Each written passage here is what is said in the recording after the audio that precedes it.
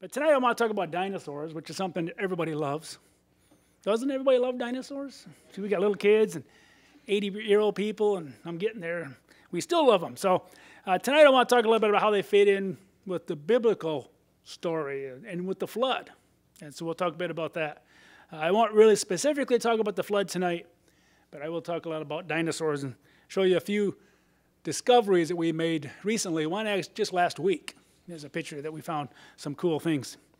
So people have a lot of questions, especially people that go to church, and they often wonder, aren't dinosaurs millions of years old? That's what I'm taught. You know, the dinosaurs were supposed to go extinct 66 million years ago at the end of the Cretaceous, even though there's a few dinosaur bones found above that. But that's pretty much the story. But although people wonder, didn't dinosaurs live before humans? You know, did they really get on the ark and that sort of thing? And we'll see. I believe they did. And the biggest question is, of course, will we ever see these gas prices again? And, I don't think we will. And so that's my daughter and I, years ago, we were, I think, near the Badlands trying to go dig dinosaurs. And so my daughter's now 30, almost 32. She's a nurse. And she's living in Colorado Springs. And she got me through COVID last year when I was really sick. I showed up there on one of our trips. And there she goes, well, you're pretty sick, Dad, but you're not sick enough to go to the hospital. They just can send you home. So anyway, she turned out to be a pretty good kid. Some kids turn out. Anyway, we're going to try to answer these questions. The dinosaurs, I don't believe they are millions of years old. There's evidence to support that they're not. And that dinosaurs and humans really did coexist. They just might not have lived in the same area in the pre-flood world. So, what does the Bible say? The Bible never uses the word dinosaur, and we'll explain why here in a minute. But it does talk about the beasts of the earth. And it says, on day 6, when God made the land animals and ultimately Adam and Eve, he said, and God made the beasts of the earth according to its kind. So that includes all the animals that walk down the earth on day 6. And dinosaurs are created to eat plants. Every animal ate just plants until Adam and Eve sinned.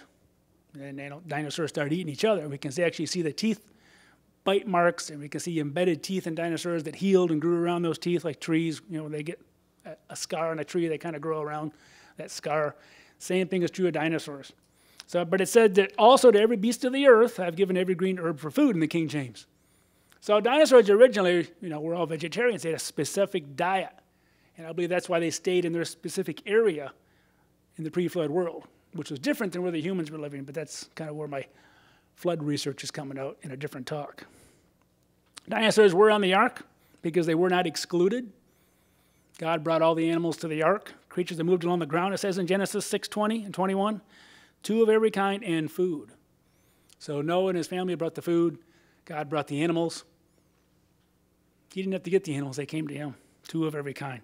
And then in Genesis 7:21 and 23, it says, everything on land perished, they had the breath of life. So if you're an air-breathing animal and or human, and you weren't on the ark, if you read through the text, I believe by day 150 of the flood, day 150, the water kept going higher and higher and higher. Day 150, that's when everything reached its peak. Water covered the entire earth briefly. And anything that was air-breathing, even if you tried to make a boat, the waves were probably coming in so fast, like tsunami waves, they turned those boats over. Unless you were in the ark, which was big enough to withstand those waves, you were dead. And so once that door was shut, and God even shut the door of the ark, once that door was shut, there was no hope. They just, humans just hung on for a while. The first 40 days probably wasn't even flooding the land. There's just a lot of rain. All we see is marine fossils. And eventually you start seeing land and marine mixed with dinosaurs. And then you see eventually mammals on top of that, which were probably living at the highest ground. So there appears to be an ecological zonation to the pre-flood world that I think is spelled out in the rock record and the fossils. But that's more details in another talk.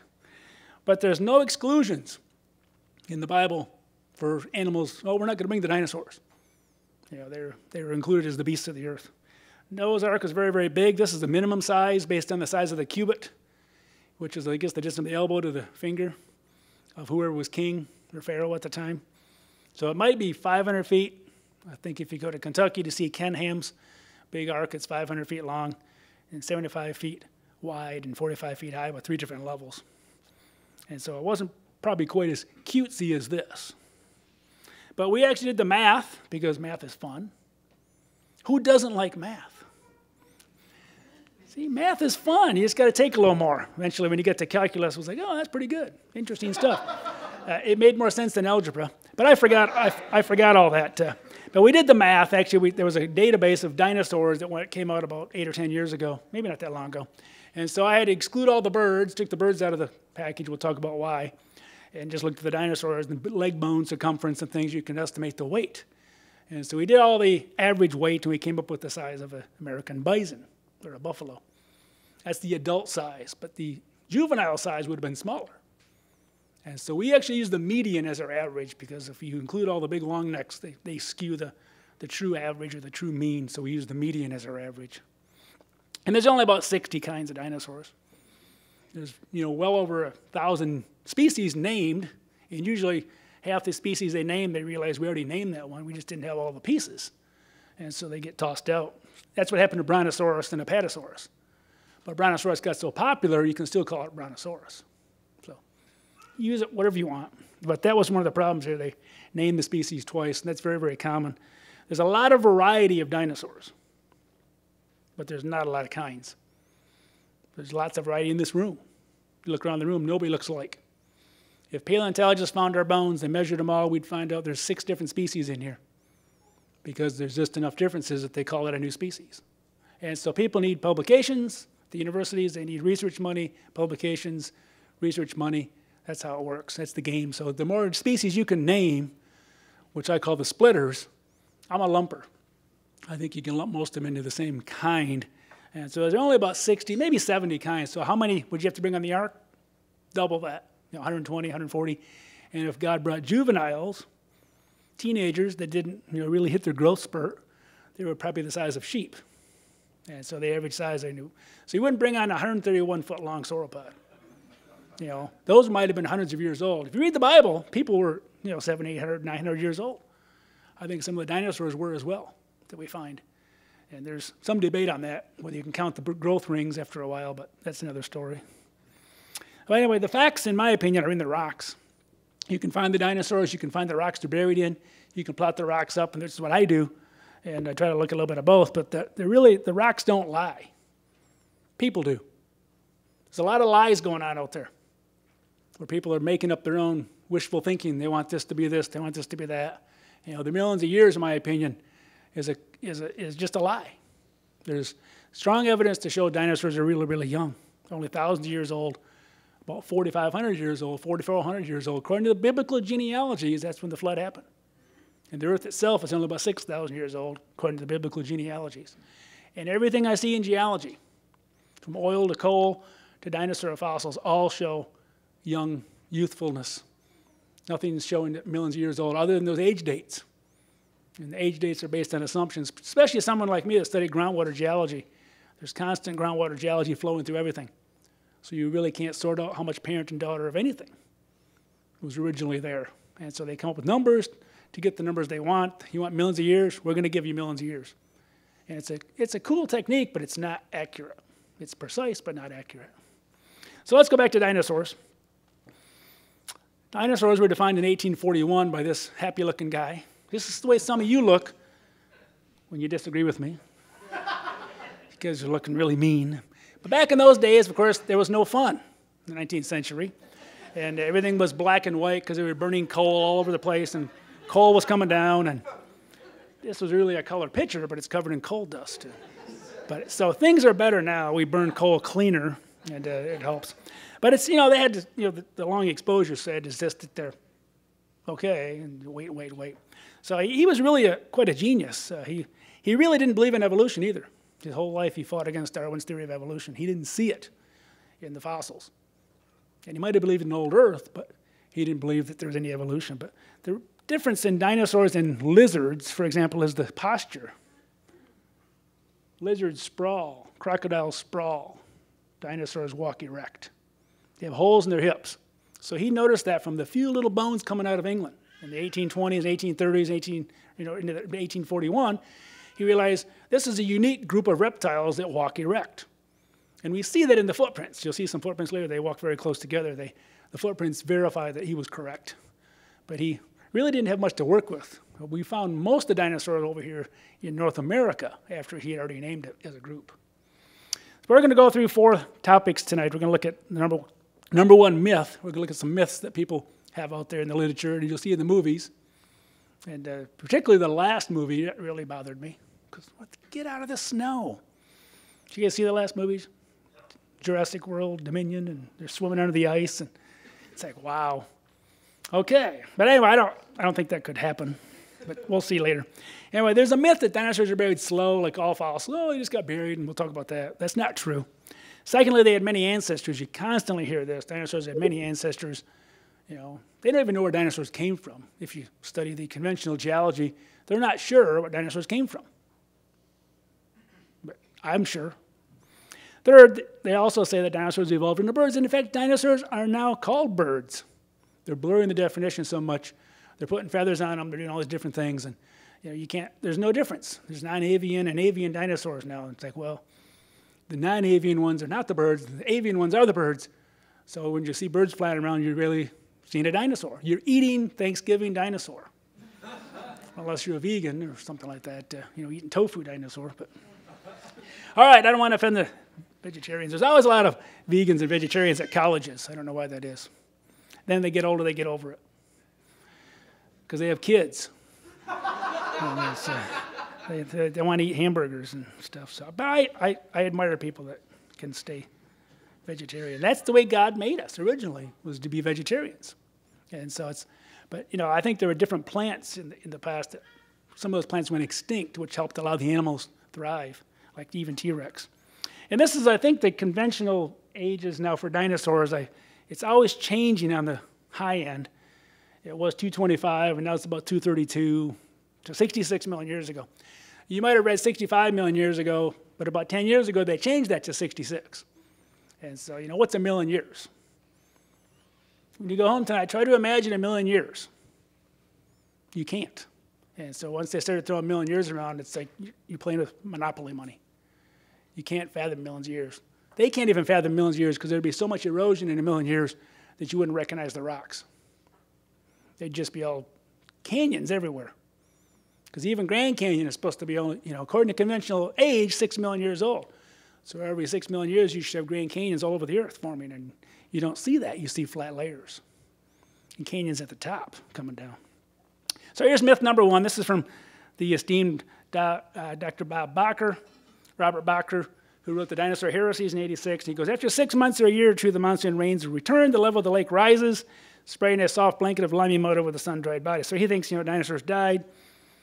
I don't know how a lake is supposed to bury them, but apparently the lake level rose. The level of the lake rises, spreading, you know, mud. But the animals don't survive like that. You run over a squirrel, what happens to it? It doesn't become a fossil. You have to bury things fast and deep. And so here's what we find. This is actually in Thermopolis, Wyoming here. Some of the bones I used to dig on. And this is our dig site from last year over here. My boss, Dr. Randy Gluza, has some land at Devil's Tower, and he has the Morrison Formation on it. So we've been digging over there, this little area. And just the last couple of years, we found some amazing things. But they're bone beds with thousands and thousands of bones, all piled on top of each other like log jams. That's what you find. So here's what we found in the last couple of years. Actually, this year. We found this Allosaurus tooth. You can see the imprint of it. You can see how sharp the little serrations are. And then we found this last year, Camarosaurus tooth, which is a big long-necked dinosaur. It has distinctive teeth, kind of like a spoon shape. And then we found this year as well. I'm not sure what leg bone that's from, but we know we have at least 2 different species out there now in our bone bed. And all we're digging is an area about 10 feet wide and about 10 feet, you know, 10 foot by 10 foot. So we haven't even really scratched the surface. But he doesn't want to ruin his hill. And we got to go under his house, and he's like, no.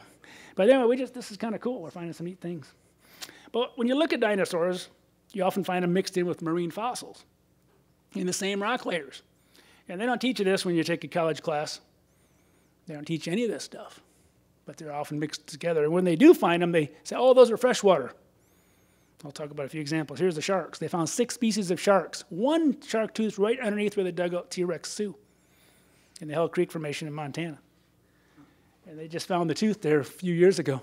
So I used to say 5. But of course, every species of shark that they find has to be freshwater.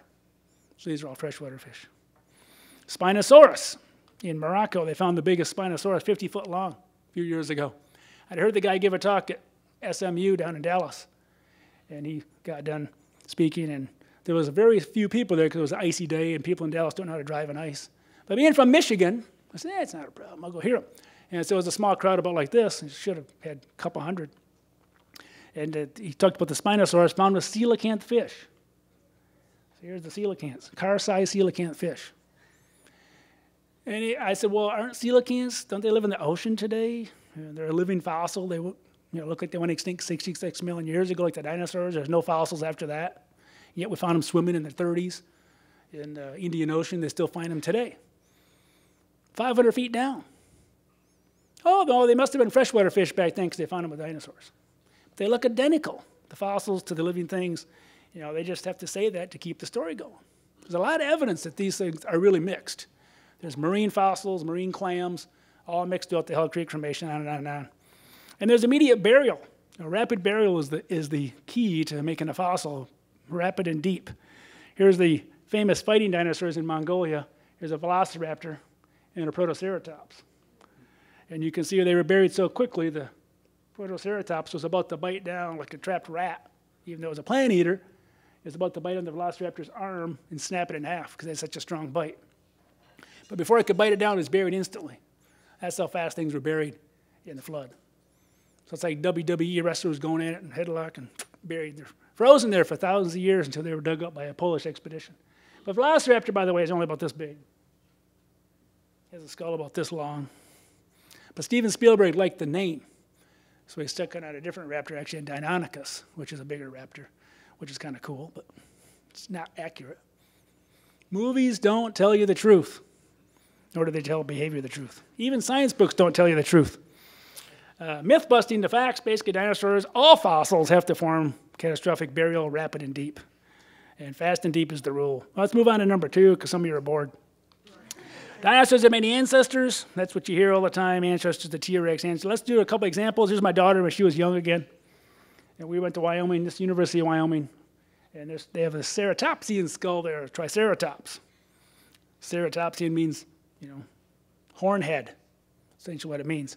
So triceratops and all these other ones, they have the frills and the horns and these big frills in the back. And then one of the biggest skulls ever discovered. That's just the skull. Tremendous skulls. When they first found these, they thought they were just buffalo skulls. They were so common.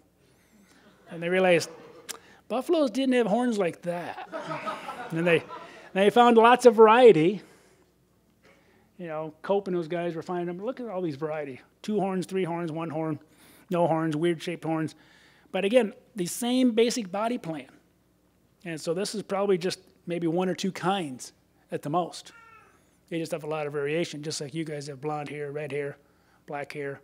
Your skull shape's a little different, slope, straighter. Depends, where you came from your family. And so everybody looks a little bit different, and these guys did too. They could recognize their family based on the horns they had. Whether they had these colors, I don't know. But the shape of the horns probably helped them keep their family unit together.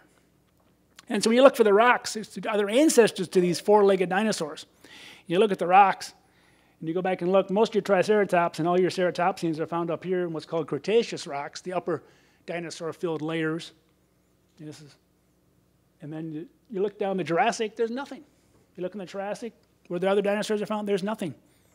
There's no known ancestors to any of these Triceratops. They just show up. Paul Sereno, professor at the University of Chicago, he said this, early on again, I think researchers, and maybe even lay people, which is probably most of us, really felt that we had more ancestors in the fossil record than we actually do. We don't have a lot of ancestors, we have a lot of twigs. So when push comes to shove, they admit that they don't have any ancestors to these things, and it gets worse. Tyrannosaurus Rex, here's Sue from Chicago. Anybody been to Chicago to see this, the Field Museum? I know this is a stretch because you're in Idaho, and I learned to say Moscow now. Moscow, woohoo! I'm a-learning. Anyway, Tyrannosaurus Rex, big, huge animal. This one's 41 feet long, I think one of the biggest ones ever discovered. The real skull is up on a showcase. That's a fake skull because it would have been too heavy to put struts on. But it's about 90% complete, which is really unusual. And so I got a chance to dig on T-Rexes, but this is a little small one in Montana, up by Shoto area. And here with Jack Horner's crew, actually. This is the tooth you can see with a rock hammer for scale. So this is a small 25-footer called a Dysplagiosaurus. I think they found out later. But it was just fun digging on a T-Rex. And when you look at the rocks again, the T-Rexes are always found in upper Cretaceous layers. You look down below, there's again, nothing that looks like a T-Rex. There's other theropod dinosaurs, which are in the group, but there's nothing that really looks like a T-Rex. So they still haven't found the ancestors of the T-Rex. David Weisample said this. He was at Johns Hopkins University. He wrote the Dinosauria, or at least most of it, which is kind of the Bible for dinosaur paleontologists. He goes, from my reading of the fossil record of dinosaurs, no direct ancestors have been discovered for any dinosaur species. So you can just stop right there. And he goes, my list is empty. Here's that big Spinosaurus they found in Morocco to a human. So humans and dinosaurs lived at the same time, but I think different areas. That's why you don't find them mixed together in the fossil record. But that's another story.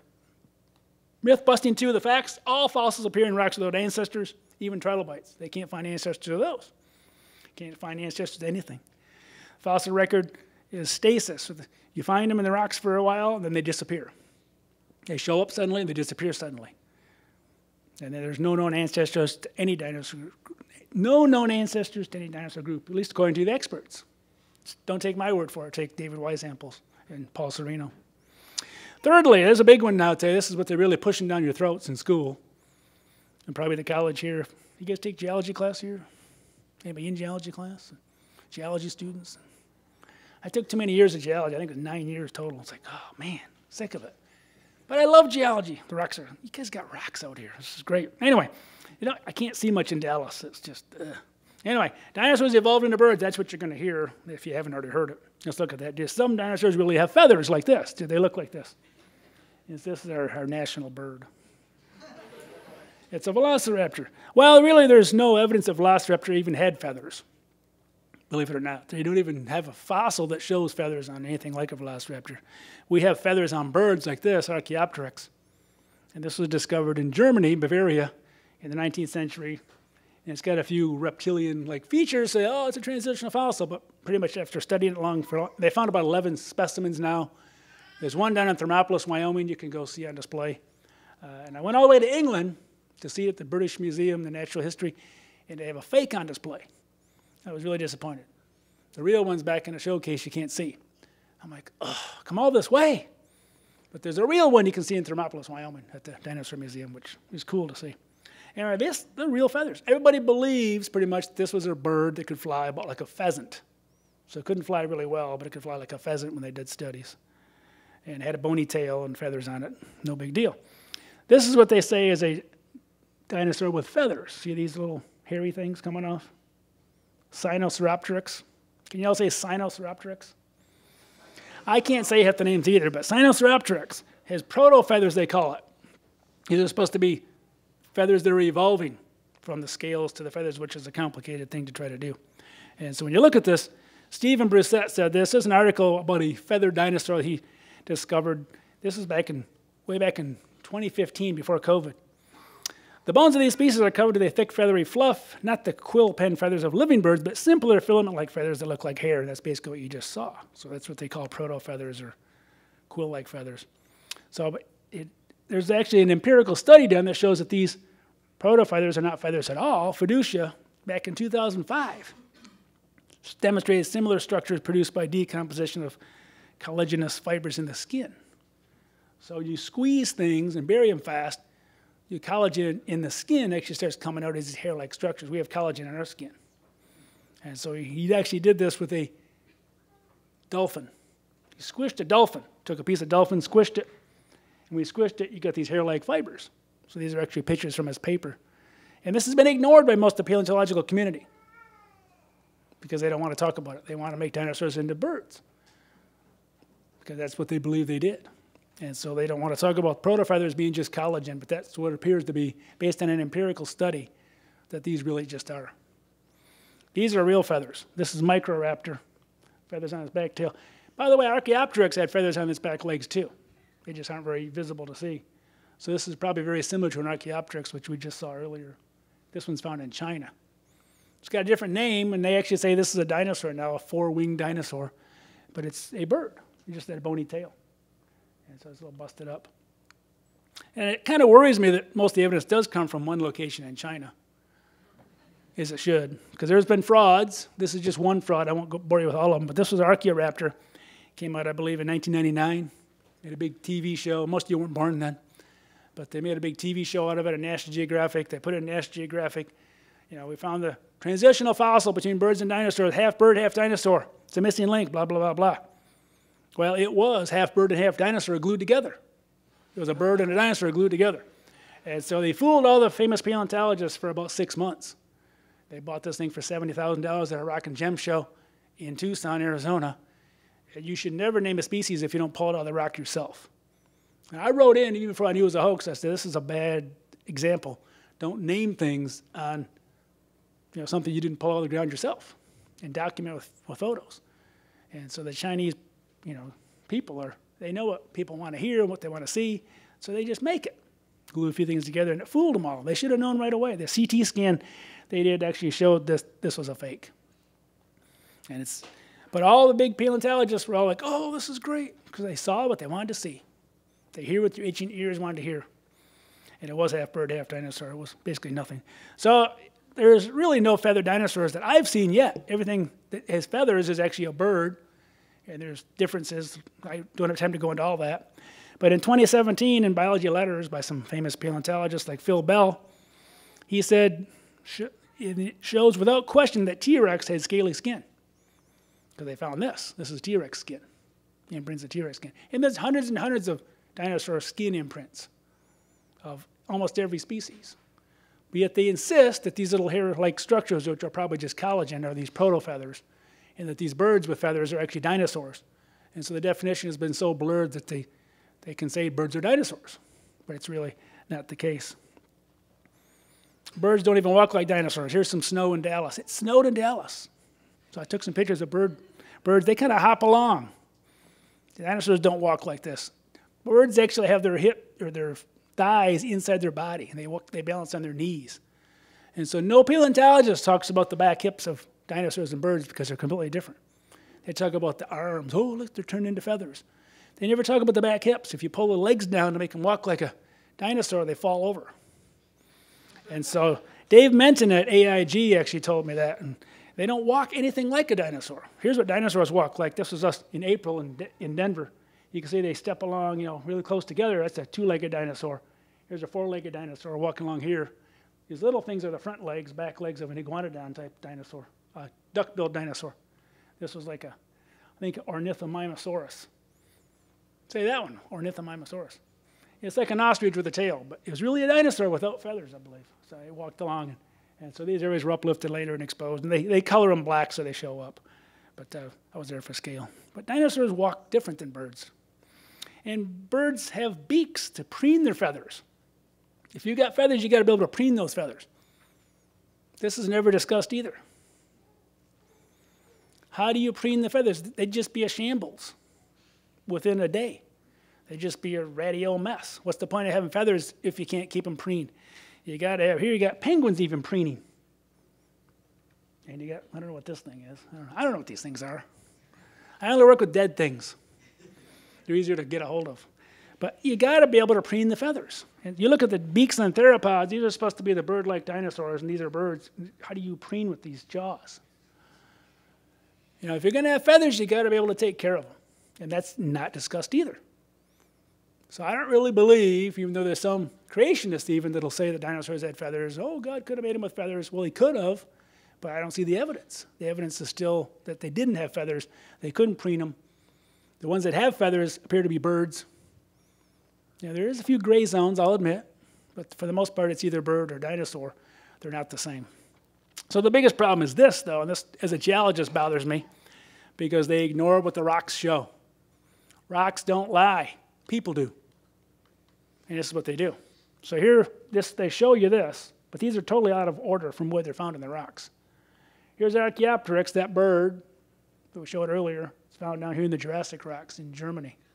The most bird-like dinosaurs, the raptors like Deinonychus and Velociraptor, are found up here in Cretaceous rocks.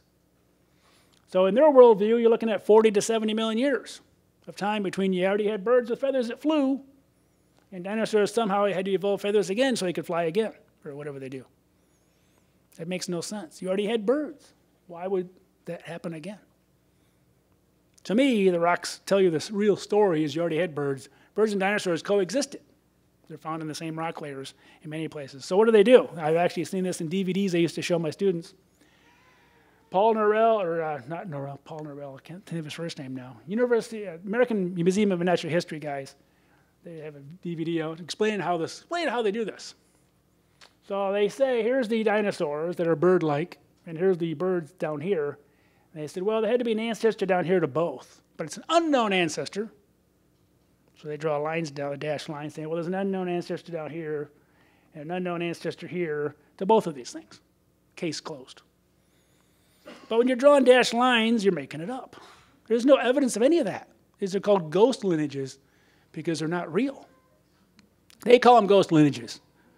They're not real. They're just made up stories to fit their narrative. You know, how scientific is that? How do you test this when you have nothing? That's what they call them. Some of you might know this. Some of you might be moles. You're going, this Clarey guy, I'm going to see what he's all about. Where's the fossil evidence? When you look at the fossils, you have birds here. Most bird-like dinosaurs don't show up for 50 million years later in their worldview. I think just a day or two later. Gunter Vial said this. He admitted to this in the Euro Museum in Germany. He said the dinosaurs in China are not the ancestors of birds, of course. They can't be because they're later than Archaeopteryx, meaning they're found later in the rocks. There must have been older dinosaurs with feathers, yet we haven't found any evidence for them, unfortunately. So who's following the science? Myth busting 3, dinosaurs did not evolve into birds. Birds are buried in rocks before the bird-like dinosaurs, and some bird-like dinosaurs are just hoaxes. So you don't have to worry about this running around your backyard. If you see that, let me know. Please call me or text me or something. Take pictures. All right, finally, because we're getting to the end, because some of you are like, oh, I'm sick of this guy already. Who's saying that? So my students usually would record my lectures so they could fall asleep. So if you're sleeping, that's kind of what I used to do. The fourth and final is the dinosaurs are supposed to be 232 million to 66 million years old. You know, that's their little time slot where they're found in those rocks, Triassic through Middle Triassic, maybe now through Cretaceous. But what we're finding in the dinosaurs, and they've been finding this since 2005, when Mary Schweitzer and Jack Horner were excavating a T-Rex up in Montana, and they broke the bones to get it out, and she dissolved away too much bone in some acid, and there was all this soft, squishy stuff, and you could watch the 60 minutes video clip of it on YouTube. But this little white stuff stretched like a rubber band. She goes, this ain't right. Although I don't think she used that word. That's Michigan. This ain't right. You know, it's not supposed to do this. So she did it again and again and again. Kept repeating it, kept getting the same results, and it was all red. And they found that some of that red came from hemoglobin, the actual hemoglobin, and other proteins, collagen proteins. This is collagen proteins and stuff in the T-Rex, original proteins from the T-Rex. And people were like, oh, that's nonsense. Nobody would believe it. So she was scoffed at. She did more tests and more tests and more tests and more tests. It kept showing these are real. And since 2005, there's been about 120 papers now published in the conventional geological literature that shows original tissues have been found in different things, all the way down to the Cambrian, which was supposed to be about 500 million years old. They found worm fossils that still have original proteins, supposed to be 500 million years old. And I challenge you, how can these things can be that old? How can they be preserved that long? Yeah, I'm amazed they could even be 4,000 years old or so from the flood. Physical chemists have shown for years that even collagen, one of the most durable proteins, that's what makes up your skin and things, can't last even 1 million years. Under the best conditions, sitting in a laboratory, they project back in time, they heat things up and they degrade. DNA degrades. There's even snippets of DNA from dinosaurs. But don't worry, if they had the whole DNA, they'd need a dinosaur to put it back into to make one. So Jurassic Park doesn't really work. Here's a blood vessels they found back in 2017. Some of you were alive then. Just 2017, collagen blood vessels, osteocytes. These are these are the bone-making cells. Look at the little philia coming off. They were actually still touching each other and communicating with each other, stuck in the rocks. This is the blood vessel right here. It was still flexible. Those black dots are red blood cells, most likely. They won't admit that yet. But they found all sorts of proteins in dinosaurs and other things that shouldn't be there. They had a mosasaur found, I think this is about 2015, found in Kansas, in this red spot.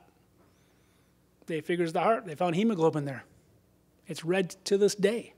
And they found retina in its eyes and scales and part of the liver, all these proteins that shouldn't be there. How do these things survive, in this case, 70 million years or so, in this 110 million? How can that survive when it goes against all known empirical science? They don't tell you about this in school. There's paleontology students that are grad students, they don't hear about this. They're now mentioning, these are chemical fossils. Isn't that cool? They survived that long? How?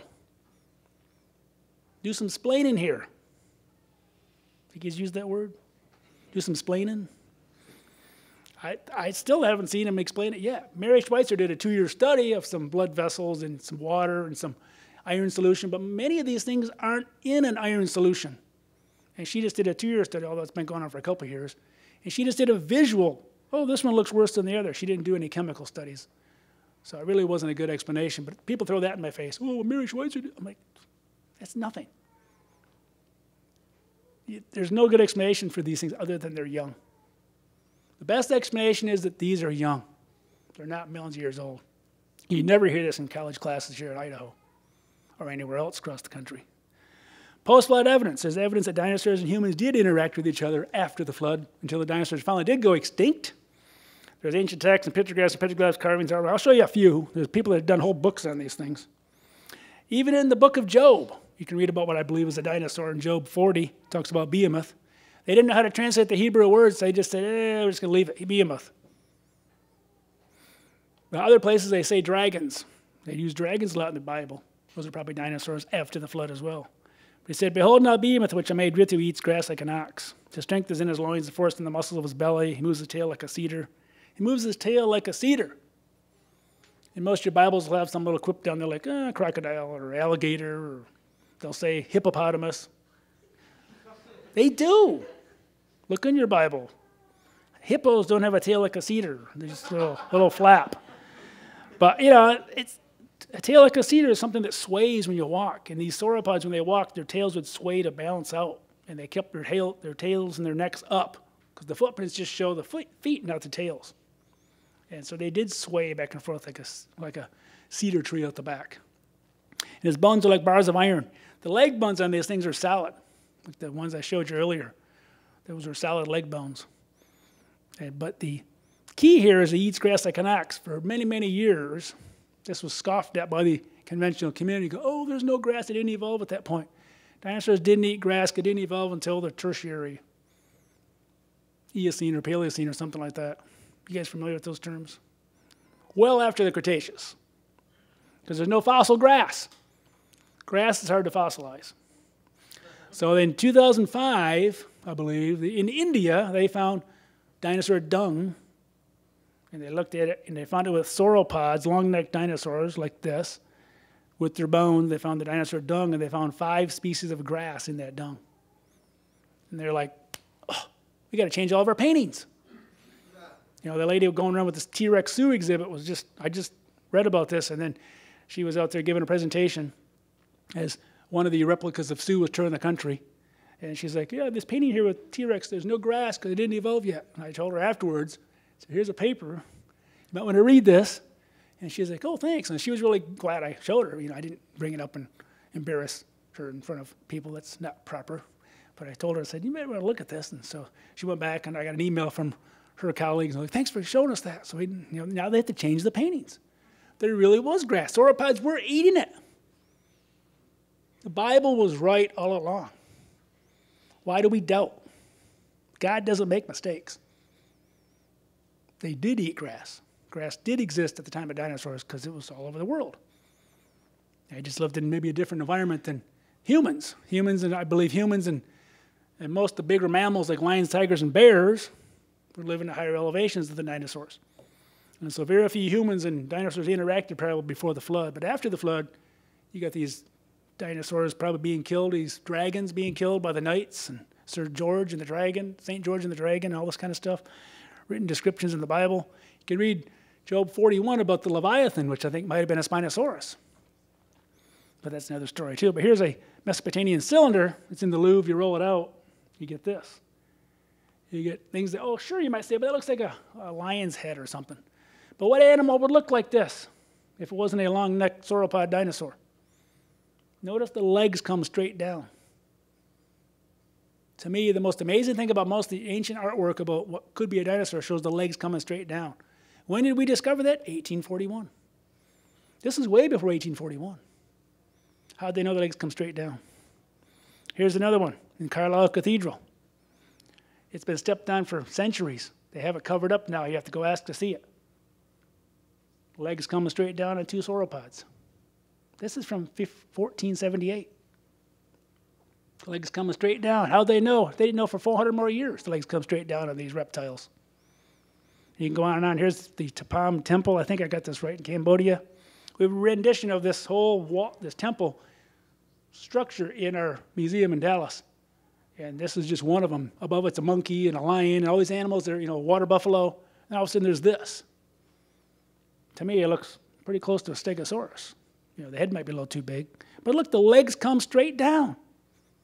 How did they know if they hadn't seen these things? Because you wouldn't do a reptile today with the legs coming straight down. Nobody knew that. So to me, the proof of these things is they're not just mythical things, is they always make the legs come straight down. You can look at example after example after example, paintings, carvings all over. So myth busting 4 is the facts show that dinosaurs are really young, and there was interaction with humans after the flood. There might have been limited interaction before the flood, because humans aren't as dumb as we look. Who wants to hang out with the T-Rex? So, only the teenage boys would go down there to show off for the girls, and they never came back. So, well, okay, don't know what happened to him, but, I don't think there was a lot of interaction, because you see very distinctive fossils that the earth must have been tiered by elevation. So plants grew, flowering plants are the higher elevation, because that's the food provided that God gave for each of these animal groups. And so today we're dominated by flowering plants because that's the dominant group today. One of the reasons dinosaurs, I think, went extinct after the flood is a lot of their food might have disappeared. The environment was different. And they didn't have as much oxygen or CO2 in the atmosphere. It wasn't a global greenhouse going on, even though people are trying to scare you with that. It's a different story altogether. But these soft tissues create big problems for people that believe the Earth is millions of years old. But it's not a problem for creation scientists who believe the Earth is 6,000 years old. Fossils don't take long to form. They just take the right conditions. And the Great Flood, talked about in the Bible, it went on for over a year before they got off the ark. So it wasn't 40 days. How many people thought it was 40 days? All my Liberty students I teach online think it's 40 days. I'm like, no. Do you read the Bible? That was just the start. And no human probably died in the first 40 days. It was just marine fossils being buried in the shallow seas. No dinosaurs even died probably the first 40 days. But then you see all the continents that just show more coverage and more coverage and more coverage. And eventually you see coverage all the way over the top, even in Canada. There's bathtub rings remnants up by Hudson Bay. And the Bible didn't leave a lot behind in the highest hills because it tells you only went 15 cubits over the highest hills, which is about 23 feet. Can't leave a lot of sediment in 23 feet of water. But that water was zipping across 60 miles an hour probably or more, like tsunamis do when they're going across shallow water. They go 500 miles an hour in the open ocean.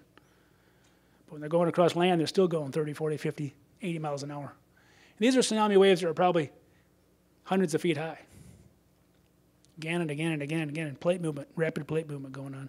The Great Flood provides it all. This is how Baptists get plastered. That was evil Frank and I. He was good Frank, and then he stole my Stegosaurus plate I found at the end of the summer when he didn't get a job at the Thermopolis Museum, and he got arrested, and they never recovered it. He sold it on the black market. So one of you might have my Stegosaurus plate, so please give it back. I left it for the museum. It's about this big, full of blood vessels. So it was really cool to find. Anyway, here's the wrap-up. 4 evolutionary myths, I think, at least in my opinion, are busted. The evidence supports this. The 1, dinosaurs are buried rapidly in the flood, like all fossils.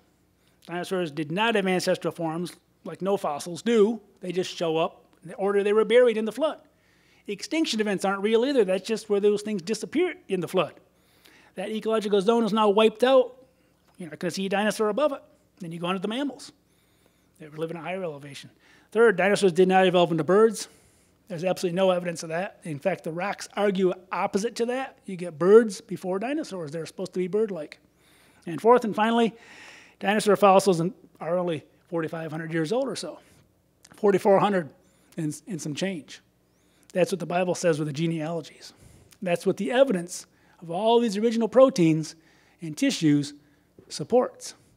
A youthful age for the flood rocks and the dinosaurs found in the flood rocks as well. They don't support great ages or those tissues that have decayed away. And one of my other talks is about oil. Oil also shouldn't exist if it's millions of years old. And I worked for Chevron, they said, oh, this oil in Wyoming is 150 million years old. It's just sitting there waiting for you to tap into. That's a bunch of baloney. If I wasn't a Christian, I'd say a worse word. It's a bunch of baloney. Oil cannot survive millions of years. There's groundwater flow all the time. Bringing in, they don't study groundwater flow. I didn't study groundwater flow when I worked for the oil company. I studied it afterwards. I'm like, oh.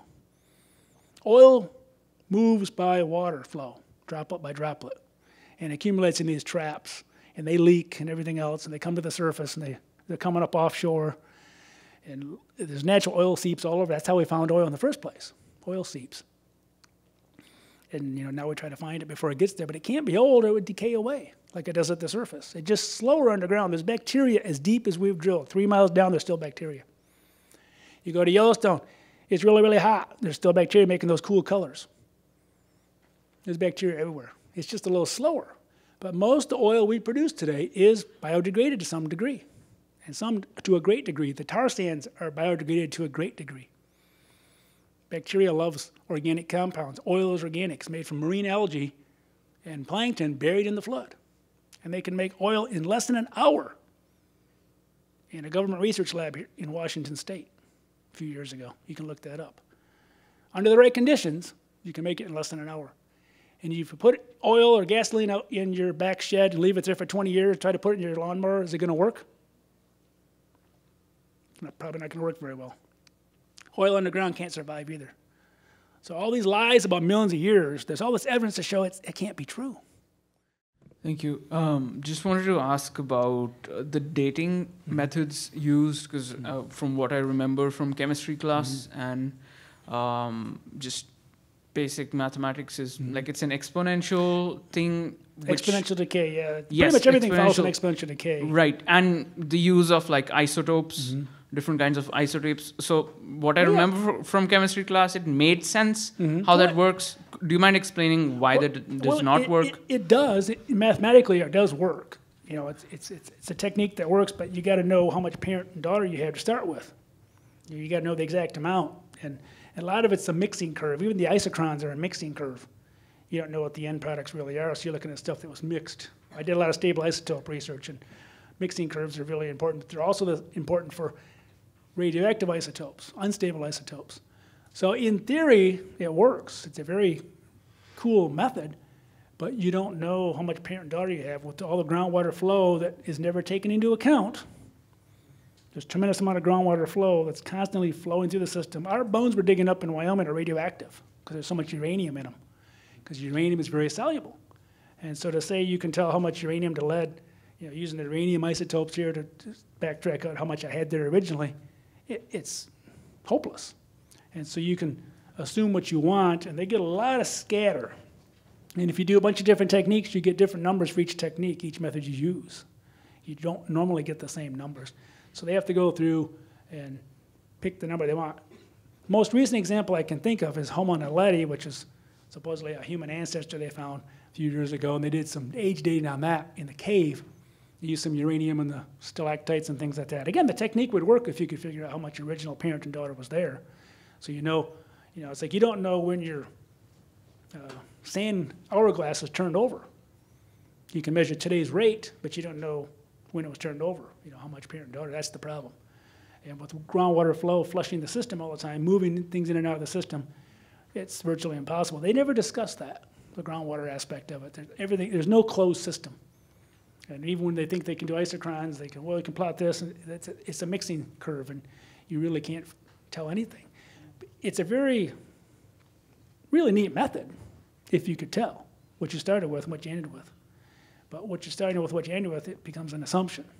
And you have to assume how much you had there originally to get the numbers you want.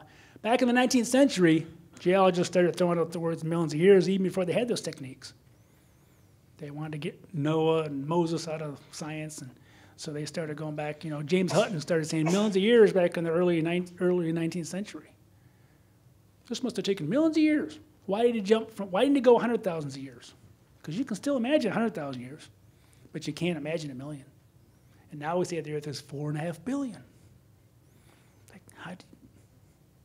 Can't imagine that. So it's just like monopoly money. It's just, but people teach it like it's a fact, and they think I'm nuts. But they don't study groundwater flow, most of these people. They don't understand it. They don't understand they're just constantly flushing. If these are really millions of years old, you had millions of years of flushing, bringing chemicals in, chemicals out, chemicals in, chemicals out. How can you tell what was there originally? How do you tell what stage you're at even today? Because you get new minerals. It isn't like it leaves holes. You get new minerals that come in. And you're constantly mixing everything all up. And so the Homo naledi thing, let me finish my thought on that. They dated the cave parts and found that these are, 1 million years old or a couple 100,000 years old. They used carbon-14 on the bones of these supposed, human ancestor. And they got 32,000 years and things like that. And we do carbon-14 on dinosaurs, we get 50,000 years, 30,000 years as well. And it's because we think back in the pre-flood world there was less carbon-14, but it's still there, which shows, it shouldn't be there if it's millions of years old. But Homo naledi, they didn't pick the bones, say they're 32,000 years old. They made them as old as they could, and they said, oh, they're 300,000 years old. They picked numbers, the bones themselves said 32,000, and they picked numbers from the cave, said, oh, we got to go with a higher number because this can't be 32,000 years old. They should be full humans by now. So it didn't fit the evolutionary story of humanity that they're laying out there, so they picked the number they want. You can go through and look that paper up. You can see all the numbers, and they picked almost basically the oldest number they found because they wanted to be as old as they could. They originally wanted to be 2 million years old. They couldn't get numbers to come up that big. And so it's interesting. It really is a bit of a game. And if you're going to publish something, you got to fit in the right game. You can't come up with numbers that are too far off. They've already established millions of years. You better find millions of years. So now it's become almost, they have a time scale. They put millions of years on 500 million, this and that. They change it once in a while, but it's all got to be within a certain very narrow range. If you try to be too different in science, you're ignored. Right here in this part of the country, J. Harlan Bretz was ignored for 60 years when he said there was a big flood that formed the scablands and carved out a lot of the gorge, as you go towards Oregon. They didn't believe him because that's a catastrophe. We can't have catastrophes. That would imply Noah's flood. But eventually they came around and realized he was right, but 60 years later. And he got into a little award before he died. But he was scoffed at. Same thing with Alfred Wegener. He talked about continental drift. They said he's nuts. There's books in the 50s written, how crazy Alfred Wegener was, and in the 60s and 70s, they started getting more ocean data. Maybe he was right. And so now everybody's like, oh, he was great. But he was scoffed at. He died, people were scoffing at him. He froze to death in Greenland in the 30s before people really realized that plate tectonics is real. I just believe they move really fast. John Baumgartner, geophysicist, has mapped out that the plates moved probably not this slow per year, but meters per second during the flood year. And he's got really strong math to back that up and a big supercomputer model when he worked for the government to back all that up. And no one's refuted that. No one's found a mistake in his math or his modeling. They just ignore him because it doesn't fit the standard narrative. So unfortunately, I get marginalized because I don't fit the standard narrative. I'm considered a non-scientist. The day I started working for ICR, I became a non-scientist, but yet I published papers and, had a pretty high GPA in my PhD program. And, okay, it wasn't a 4.0 because of my stable isotope geochemistry class. But it would have been. He's like, what do you do? I tried hard. God blessed me with good grades, and I think that helped a lot. Hi. How you doing? Not too bad. How about you? Better now. So, no one's thrown anything yet. I can duck fast. So I guess 2 or 3 questions. You can decide which ones you want to answer. Could they be younger? And then I guess you mentioned Lake Lewis and Lake Missoula, all that good stuff. How does that fit in? And LIGO. What's the last one? LIGO. LIGO. Have you heard of it? Maybe. Give me a little more of a hint. Black holes and Oh, in space. Yeah. You're getting out there. I mean, I know that maybe that's not your astronomy. not your thing. I won't make a comment on that because I don't know enough about it to that part. But these lakes up here, Lake Missoula, those were part of the Ice Age that came on after the flood. And the Ice Age was actually very, very important. God had a plan all along. The conditions of the flood set up the Ice Age. We believe there's just that one Ice Age. The evidence is really there for one Ice Age. Your Palouse Hills, you say it? Palouse? They're loose. L-O-E-S-S. Loose, I don't know how you say it. It's kind of this really fine, silty material that blew around in the wind from the Ice Age, from the glaciers carving and scraping things up. And you find that over about 10% of the world. But yet you go back to these so-called ancient ice ages, there's none of that. You know, today it covers 10% of the world, including right over here. And a lot of China and Siberia, and it's the, Iowa, up and down the Missouri River. There's all this loess material that stands at a vertical angle of repose. You make cliffs like Council Bluffs, Iowa, and things like that. And it's really, really unique stuff, but it's from the Ice Age. There's, supposedly, according to uniformitarian thought, there should be previous Ice Ages, but every Ice Age previously shows none of that. So there's really not strong evidence. Only one Ice Age that happened at the end of the flood. Probably ended about 4,000 years ago, but you had lots of ice that built up because the oceans were very, very hot. We made a whole new seafloor during the flood year, heat up the oceans, a lot of evaporation. And all the volcanoes were erupting, subduction zone volcanoes like Mount St. Helens, and the whole ring of fire was erupting all at once. There's evidence of that in my rocks. When I look at it, you can see an increase in volcanic activity towards the tertiary, Cretaceous and tertiary.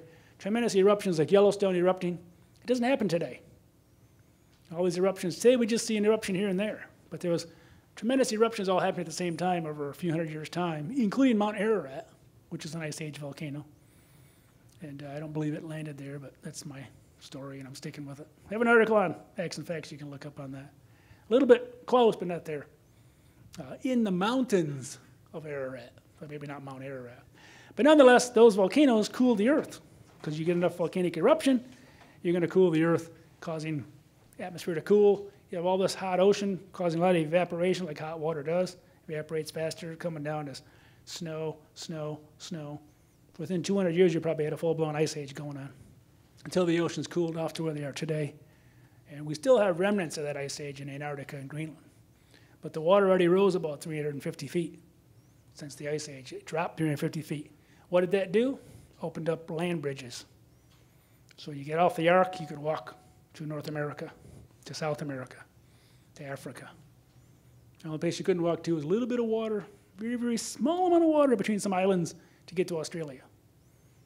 I think that's why Australia has some unique flora and fauna. Well, mostly the fauna. No lions and tigers and bears got down there to kill the kangaroos. Lions and tigers and bears everywhere else. They didn't get to Australia. And so some of these, unique marsupials were able to survive down there, and they didn't survive anywhere else. But anyway, God had a plan. But that was only temporary, and humans were, of course, disobeying, and they were going to miss that window of opportunity to walk across, and God had to confound the languages. And I showed a map last night of the dispersal, a secular map. They're using 22,000 years ago and things like that, which I think is exaggerated, but they show everything coming from the Middle East, spreading around the earth. It's like I couldn't have drawn it better. They just had the years wrong. That's exactly what happened. Everything came from the Middle East, where the ark landed somewhere over there and spread around. But there was land bridges, and then, of course, then the water came back up, sealed it off so the Russians can't walk right across, which is probably good. And also it sealed up England from France. You could walk right across in the Ice Age. There's actually buried civilizations under the water there. So when the water came up, people weren't going, stop global warming, stop global warming. They just moved. That's what you got to do. And so most of global warming's already occurred. It's from the end of the Ice Age till now. God left some remnants, and volcanoes still erupt. Earthquakes still happen, but during the flood, we wouldn't be able to survive if that was going on. That's what was causing the flood, was the rapid plate movement. I think that was the mechanism God used. But that's another talk, too. All right, other questions? Just stirs up more questions, doesn't it? This young lady's been waiting for a long time in the middle here. I'll make my way. All right, we'll come back to you. I've got two questions. Okay. One of them is more general. The other one's more specific. But the general one is how, when you find all these studies, especially with the fresh organic material of dinosaurs, how is it that the scientific community in general is able to just ignore? How do they ignore it, or specifically, how do they defraud that or try to do that? Well, some people try to say they were just bacterial films initially, and then they realized, no, these things are real. The more studies they did, and a lot of them are just, they don't talk about the consequences. They just report it. You know, they're now saying in geology textbooks, they're talking about chemical fossils now. And they're going, isn't that cool? That's all they say. They don't, Mary Schweitzer gave a talk in Dallas a couple years ago, and she talked about them, how they found them in T-Rex Sioux even, but it hasn't been published. They found them in every, Cretaceous dinosaur she's ever looked at. But she never addressed how they can survive. She just said they're everything. But she did admit fossils have to form fast and deep, which was kind of a change for previous years. But there's some journals, to my knowledge, the Society of Vertebrate Paleontologists, their journal still refuses to publish anything dealing with soft tissues. They just don't believe it, so they just ignore it. Don't even publish it. So there's a lot of people that they just don't talk about, they say, we don't understand how these things were preserved for that long, but we know they were. That's kind of usually the standard thing. They don't understand how, but they know they were because they know these are 66 million years old or whatever. So they just won't consider the other option. Okay, and then secondly, when it comes to Thermopolis and all the studies and fossils found in Thermopolis, do you think that the high amount of hot springs, and then Thermopolis by itself is very, very high in iron and red dirt and all that? I was wondering if you had any idea if that concentrated iron and the hot springs out there have any significance or relationship to all of the fossils that have been found out there, and why it's such a hotbed for both dinosaurs and at the same time all the marine life that's found out there. Well, none whatsoever. None. No relation whatsoever, because the flood buried these animals. The red rocks around there are part of the Chugwater Formation, which is the Triassic spearfish. It changes names from state to state. But this is massive, iron-rich siltstone that's crossed much of the American West. And so that was deposited as a layer during the flood. The Morrison was deposited above that in a big layer that goes from Canada all the way down to New Mexico, a huge layer. And it just has dinosaurs in certain locations. The rocks below have a lot of marine fossils mixed in them, the Sundance Formation. And they actually found recently, I think the last 15 years, in Red Gulch, they call it Red Gulch Fossil Site, they found what appears to be Allosaurus footprints walking on shrimp burrows in the Sundance Formation. So here's a marine layer. It's got marine fossils throughout, and all of a sudden there's dinosaur footprints walking in limestone, which is a marine rock. Why is that? And they don't know what these dinosaurs were. They don't say they're Allosaurus footprints, even though they look like Allosaurus footprints. They step like Allosauruses did, and they find Allosaurus specimens 10 miles away in the next rock unit above in the Morrison. But they will not admit it because there's 17 million years of time between them. So obviously they can't be. But they sure look like Allosaurus footprints. And they're just, the wave came in, the next wave came in, buried them in the next layer above. So there's a lot of things like that they don't address, the consequences. If they think things through, it causes problems for them.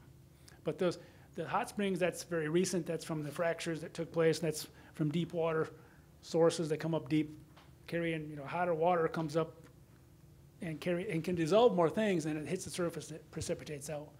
So the hot springs have nothing to do with the flood. That's all post-flood stuff. And the red rocks are just another red layer that was deposited before a lot of the dinosaurs were buried across the American West. Why there's so much iron in it, I don't really know, but it's very distinctive. The geology of Wyoming is color-coded. The Morrison is distinctive purples and pinks and grays, and then the Triassic is always, across the American West, always red. And so you can tell what level you are in the flood. Just look at the colors. Here you guys get everything covered by the Columbia River basalts. But it's, again, where's the time between the layers? You just layer upon layer upon layer. That's what you see in the sediments as well.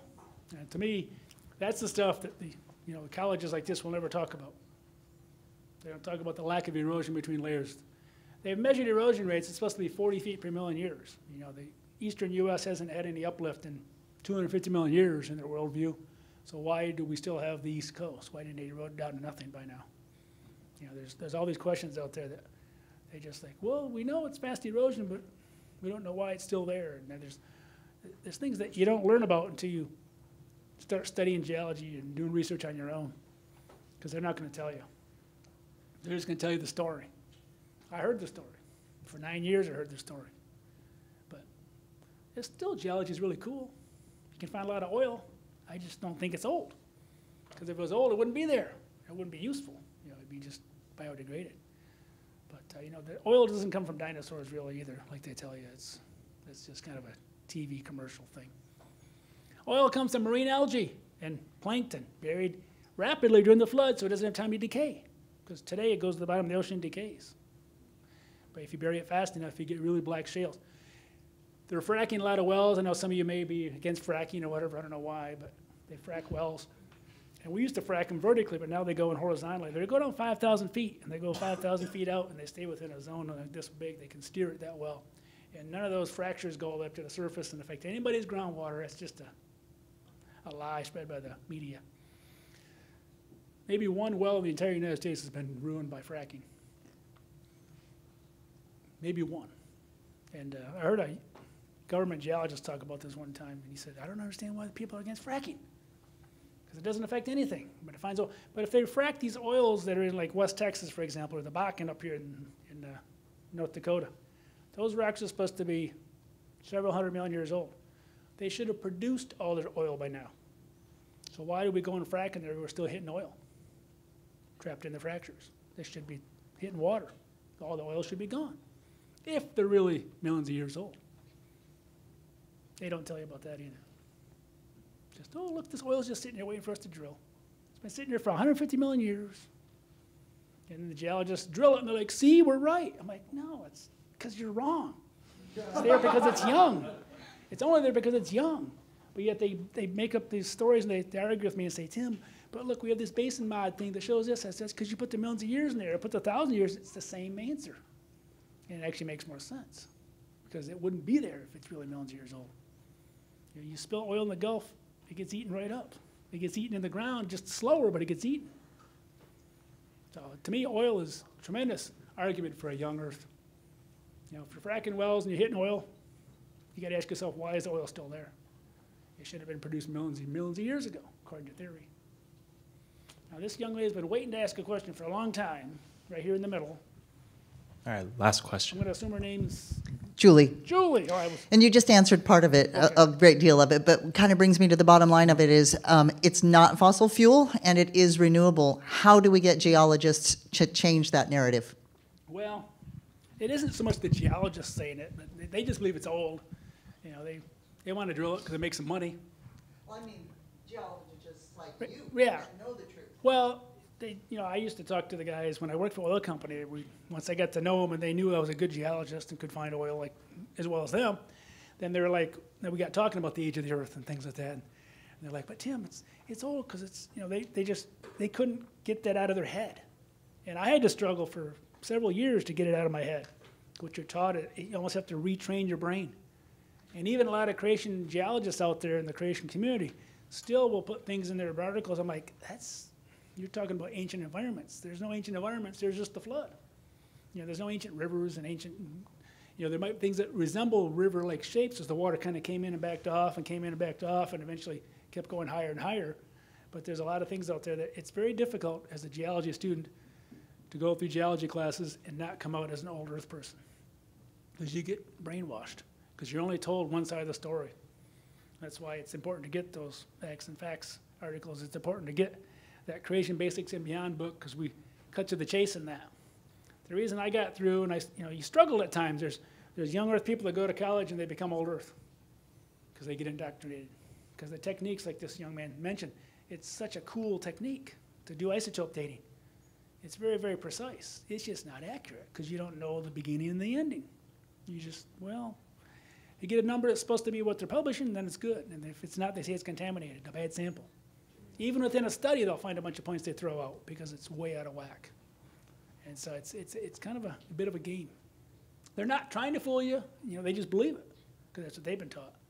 And so it's not like There's people out there really trying to lie to you, and they just don't realize they're caught up in it. And it's very difficult. I had a difficult time, and I think Andrew Snellen at AIG is a geologist. He's told me the same thing. It's hard to untrain your brain because you're taught that so much. It's difficult. Geologists of all people are mostly old Earth. Christians are not. They're old Earth because they just can't get that out of their head. They think it only works because of that, but really it only works because it's young, that they can still find oil and things and resources. To me, it's the things they don't tell you in college that you see later that really shows the Earth is young. But it's coming out every day. There's more papers found showing all these tissues are still there in these animals and critters. That even in plants, they found plants in Antarctica, 250 million years old, and they found original tissues, original proteins in those plants. You might think, oh, they're frozen. Well, they weren't frozen for 250 million years. Even geologists think that wasn't frozen until the Ice Age, most recently. So how are those preserved? So it's not just animals, it's even plant tissues that shouldn't be there. And so there's a lot of this, but you won't hear about it in most universities or colleges or even books or TV. You just see dinosaurs swimming around with feathers, under the water, in the ice, smarter than humans. They have little bitty brains. The T-Rex brain, they can see the brain case, they plot it up, and it plots almost right on a lizard line. They didn't have that big of brains. They just had a bigger brain because they were a bigger head. But they really weren't. They would probably bite first and ask questions later like an alligator or a crocodile does. They just walk differently. And I believe they're most likely cold-blooded as well. And that's another big debate. But I think they're cold-blooded and didn't have feathers. Because you see thousands and thousands of skin imprints of dinosaurs all over. And the only ones that's supposed to have feathers are things that probably more likely are real birds. They got buried in the flood as well. If it wasn't a global flood, one last thing I want to finish on is, if it wasn't a global flood, why would God specifically say bring birds on the ark? They could have just flown somewhere else. Most people that are old Earth believe in a local flood. But why would Noah just move, migrate somewhere? God would say, all right, we got 20 years, you got 100 years, let's get you out of here. Or why wouldn't the birds just fly away? But we find bird fossils mixed in the rock record, even with dinosaurs and after. They could fly, but some of them couldn't fly that well, like Archae Raptor, and they got caught earlier than most birds show up in the tertiary and above the dinosaur rock layers. But there's enough of them in the rock layers with dinosaurs that so they were living together. But to me, it goes back to the research I'm doing. It's the ecological zonation of the flood that really is the key. It didn't flood everything right away. If you were not on that ark, you had 150 days probably before you were dead.